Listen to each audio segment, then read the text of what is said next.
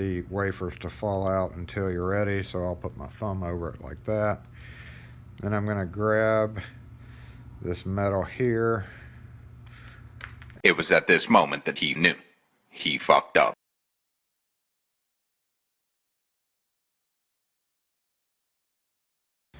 And to take the lock apart, we have to pop the retainer off.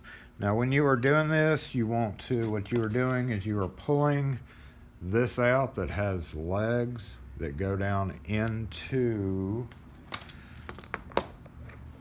the holes, which are located here and here. So one of the big things with popping this cap off is you have to be very careful not to let that leg break off in there, because it can be peened down really hard. Alright, sorry about that. So as I was saying, you pop the cap out, you want to be very careful not to break the leg in there,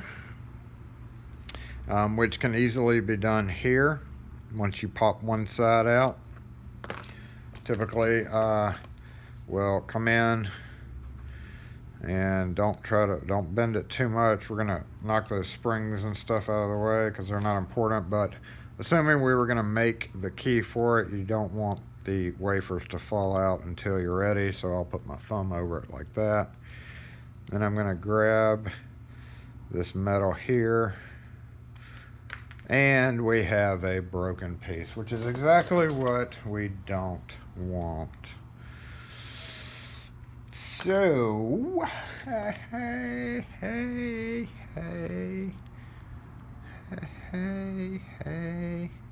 let's try to lever that piece out right there. We had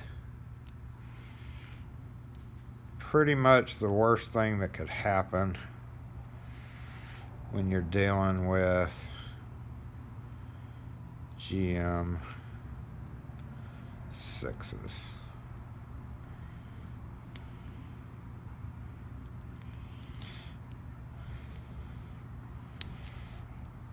So I'm just using a broken pick here that I had ground down to a point for another task.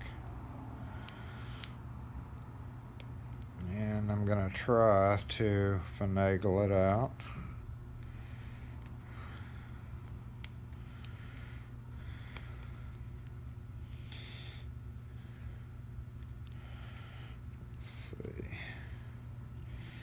You may eventually have to replace the core, but you don't want to do that. You want to be very careful with these pin chambers as well.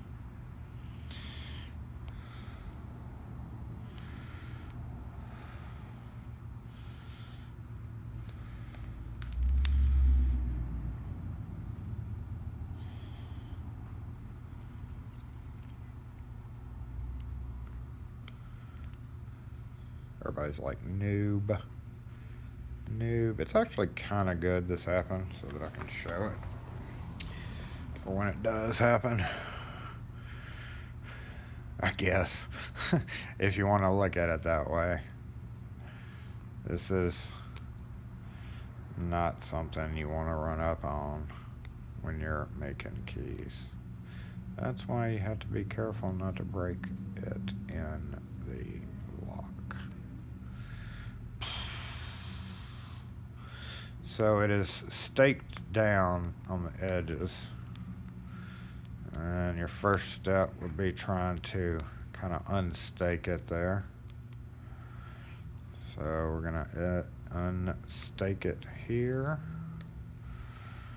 and kind of here.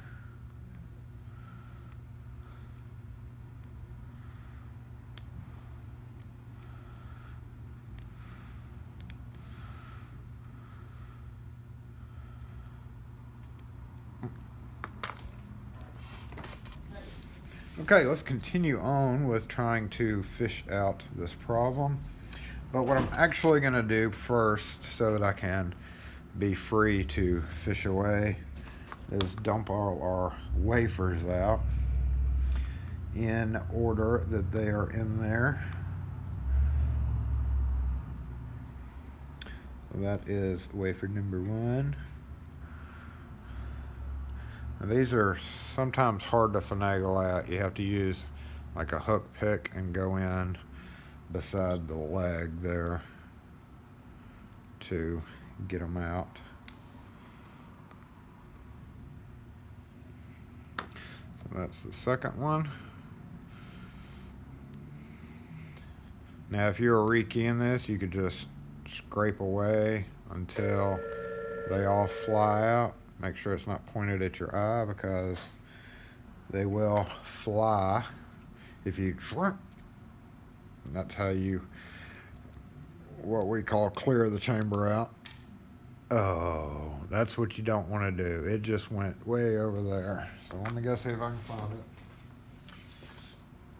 In this case, heard it go in this plastic bin over here. But if this were to happen to you and you were trying to match up the key to a different key, you would have to progress out the last cut. And I can't find it. So, oh, here it is. Wow, I got lucky. It flew up and was sitting on my counter over here. Alright, so that saved us from having to do even more work. This has turned into a worst case scenario GM.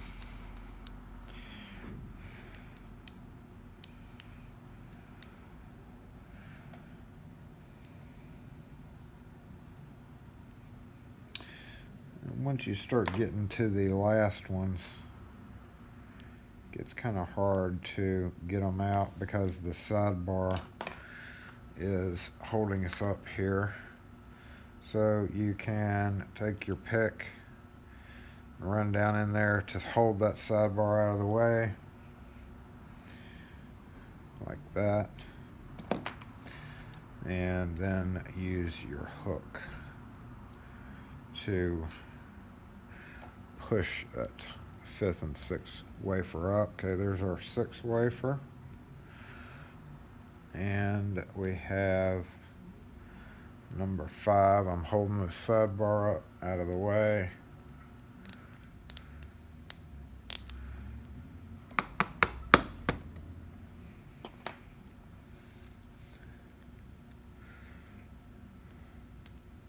A deep hook works really well for this little issue, because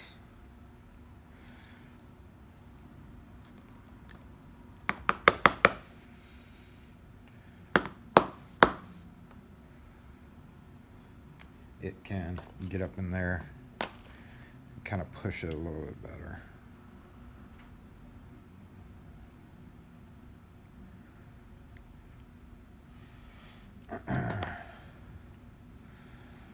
Okay, gonna hold the sidebar back again.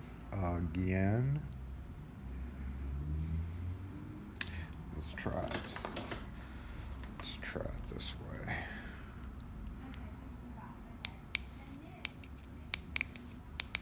Holding my finger over it so it doesn't go anywhere.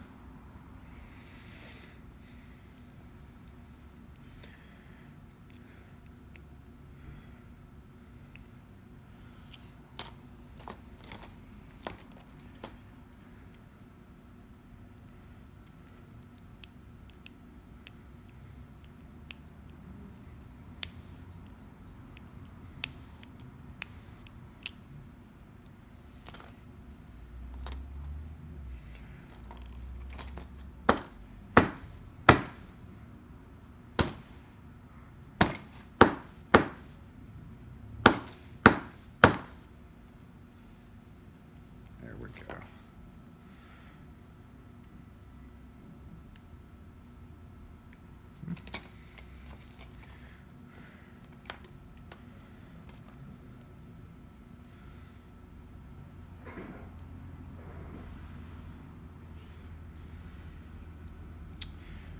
Okay, so that was number 5. Now we're going to get them all out and look to see if they have numbers on them. GMs typically do have numbers. If you clean off the goo, you can sometimes see those numbers.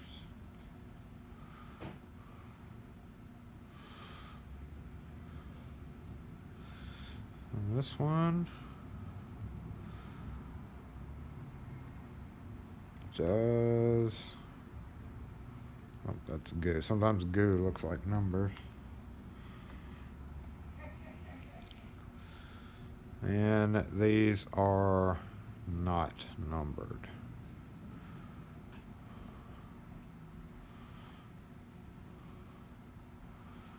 At all. So if that's the case, again, we have a worst case scenario.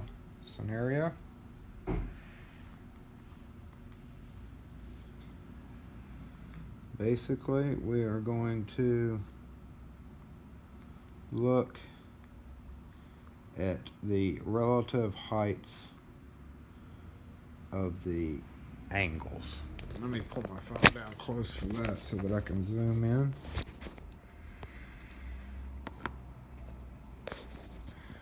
All right, so you're looking at your notch here, which is where the sidebar falls into.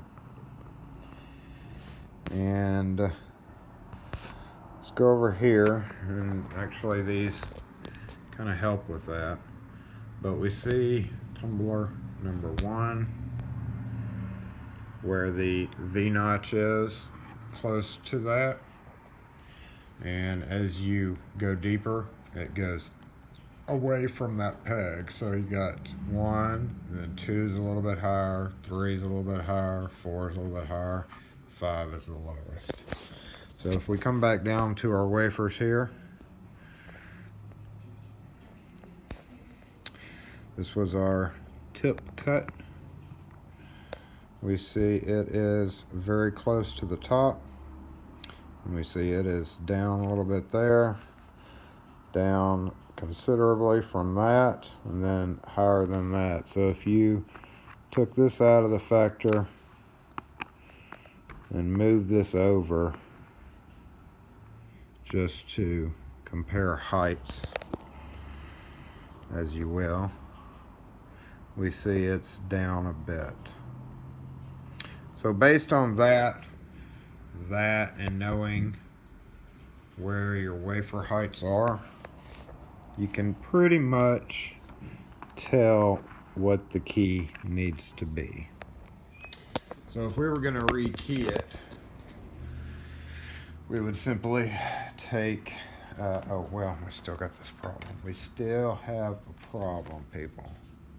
Still have the problem.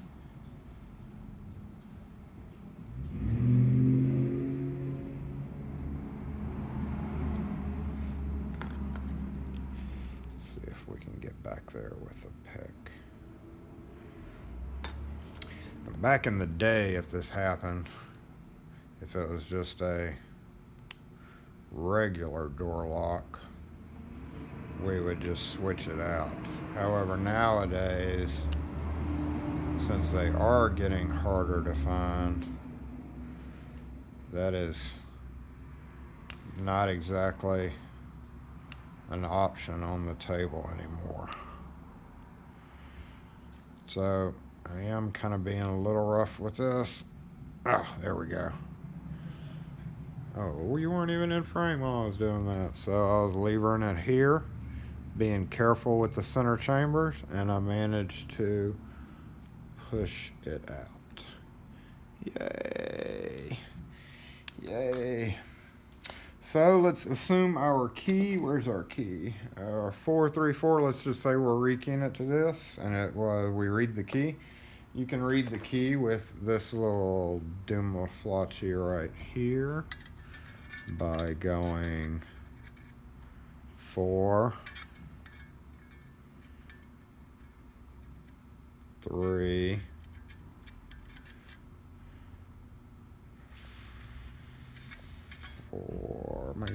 right one? Yeah, it's in that range. So 4, 3, 4,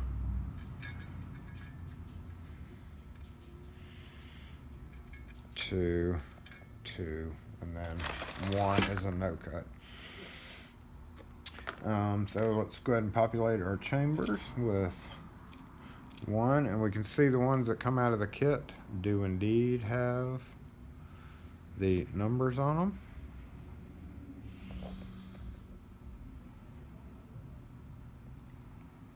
Oh, there we go. So that little bitty number 1 right there. So put our peg in on the side where the sidebar is. Get a number 2. Nice little number 2 there. Another number 2. Always check it before you put it in there, if it's got numbers. 2, 2, 2, and then 4. Let's see our little 4.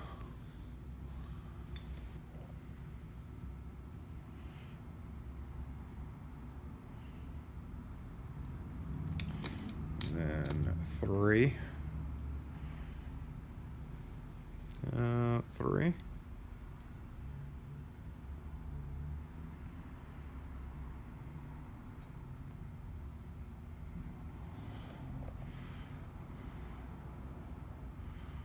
And 4.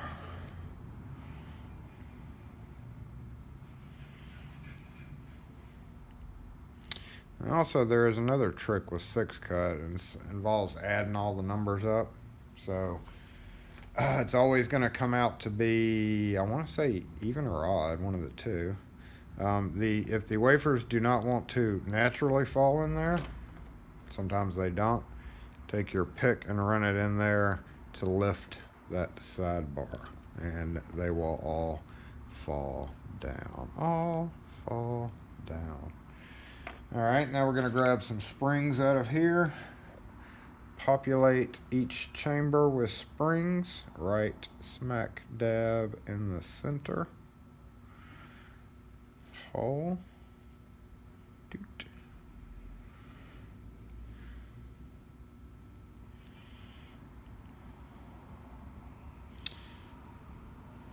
Doot. That hole is a little wonky. There we go.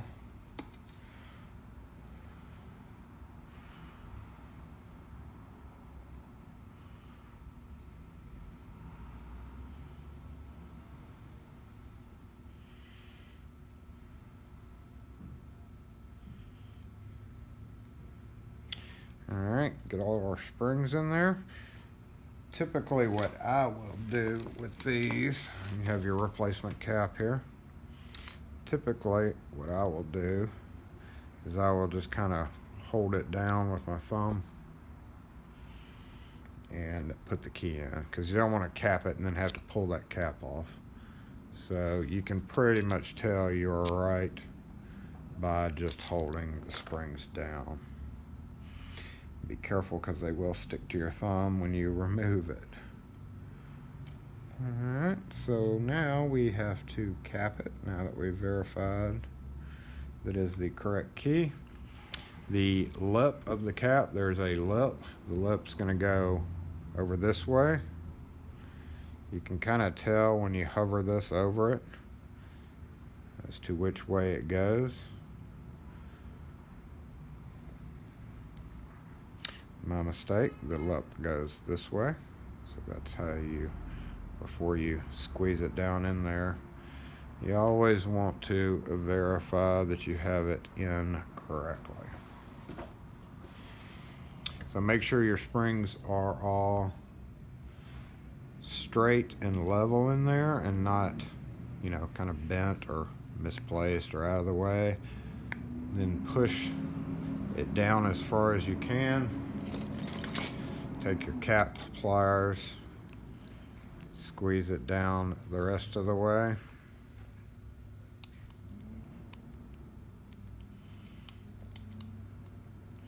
Now we're going to need to peen it. And when we peen these locks, it's good to have a third hand. There are blocks that you can purchase to be your third hand, because you got to be real careful. You can't just put this flat down on a vise, because you have this issue if you try to hammer it or on an anvil, or if you try to do it incorrectly, you can deform the face of it. But basically what we're going to do is we're going to yell for our whacker, and we're going to peen it here, here, here, and here. And we're going to do that by saying, I need a whacker. And then all of a sudden a whacker comes to my call. You need the right screw. No, I need a whacker. You need the right screw. No, I need a whacker. You are a whacker. Whacker. Wanker. Come whack me, babe.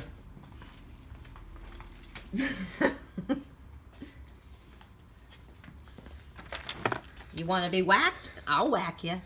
So, careful. Get back. Get back. So when you put this on your vise, like I said, you don't want to put it like this, because when you hit it, you can deform the face of it.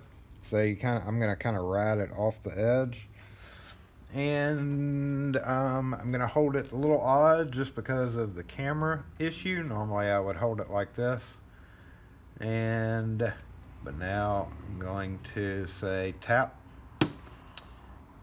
tap, and then the other corner. Okay, okay, okay.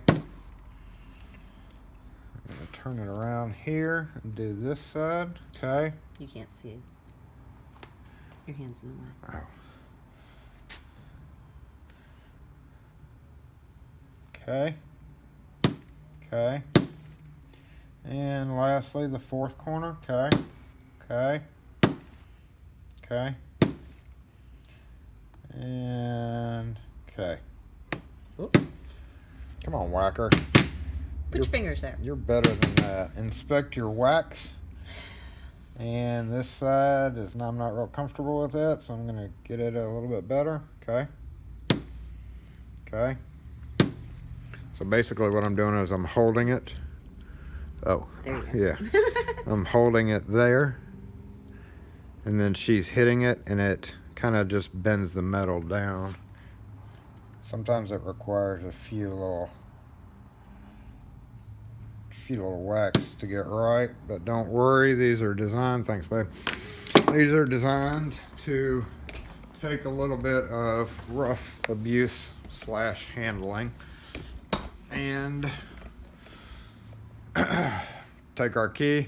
When we put our key in, we want to make sure that the spring cap does not lift up by itself.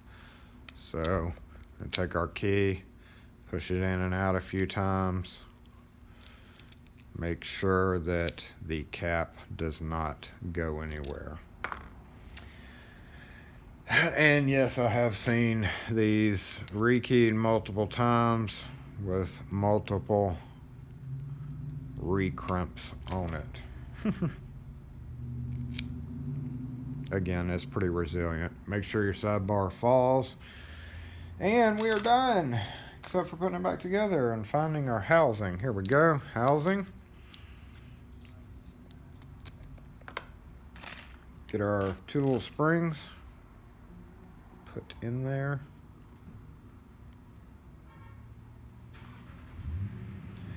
And float our cap on top. Make sure, well, I got it here. I'll point this out. See your little pegs. Oh, crud.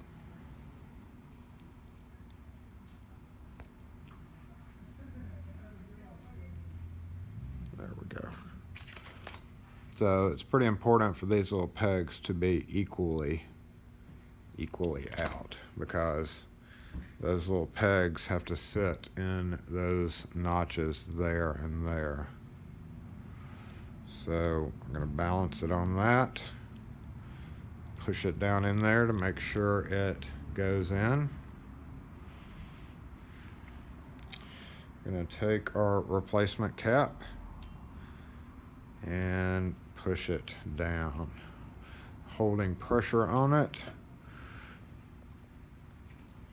Turn it upside down on a table. Take your flat head.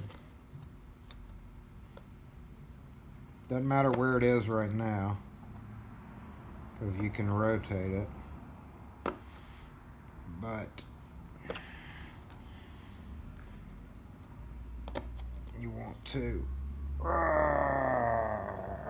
push one side down and turn it around, keeping pressure on it, and push the other side down until it holds. And when you got it held, you want to turn it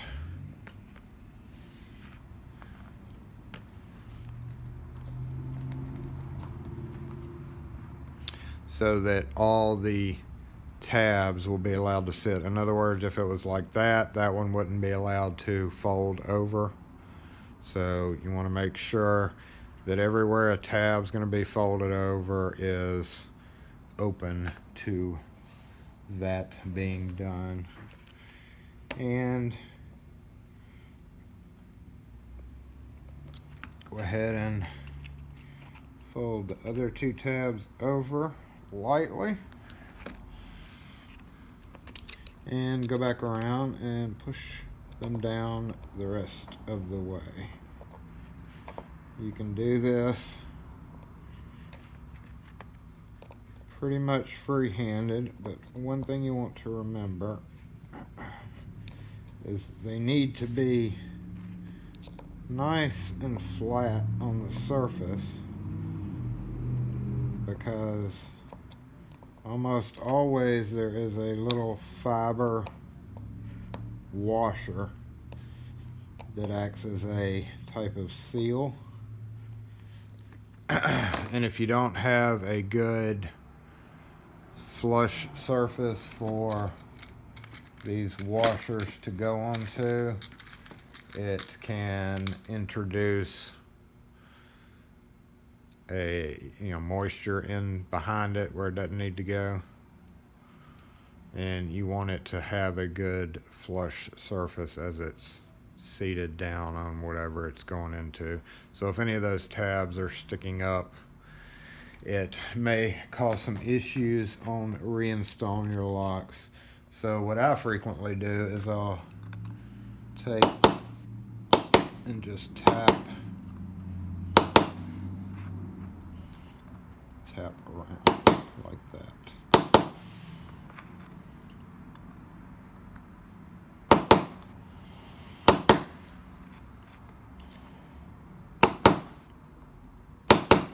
To get it nice and flat all the way around. Alright, that is it, guys. Check our key. Smooth as silk.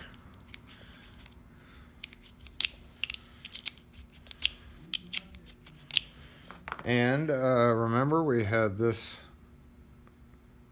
set so that we knew which way it kind of went back together. So we know that goes to that and it's facing that way. Take our little clip here and put it on, push it in, and finally bend that tab down with a little whack so it does not work itself off. And you have rekeyed or decoded your key for your GM. And that is pretty much everything about GM door locks.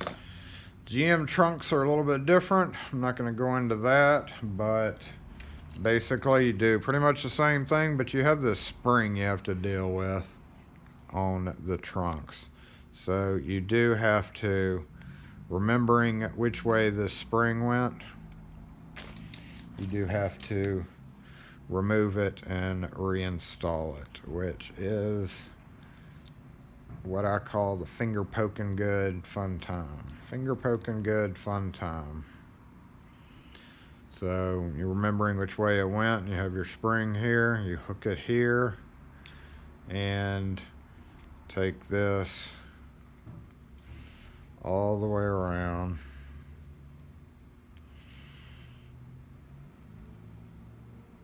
And hook it in. And then your tailpiece for your trunk just kind of angles into that. So that is how you deal with the trunk. Otherwise, it's pretty much identical. Thanks for watching, guys. Sorry about the long video, but I figured I wanted to cover all bases on doing this. And if you have any questions or comments, as always, shoot them to me through the comments section. I appreciate you guys watching. Thanks again. Have a good one. Peace. GM6. Boom. Fuzzy. Wait, that was fuzzy.